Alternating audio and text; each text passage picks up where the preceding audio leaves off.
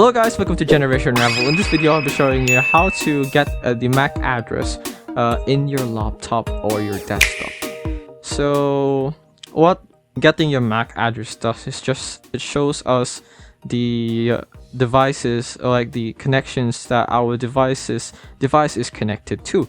And in order to get that, you need to head over to your command prompt, which you can find by heading to down here on your start button and just search up command prompt. So currently I'm on my command prompt. I just write down get MAC and it should give me the MAC address on my laptop. And like these are like the general information that the laptop has given us. Your transport name, we don't really know the specific names of these MAC address, and if you want to get the specifics of that, we just need to write down a different command. So let's write down get MAC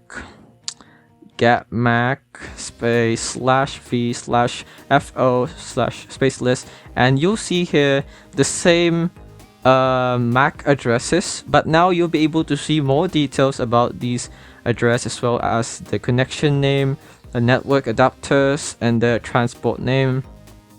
And that is how you get your MAC address on your laptop or PC. It's simple, really. I hope this video helped you. Like, comment, subscribe if it did. This is Generation Unravel. See you in the next one. Bye bye.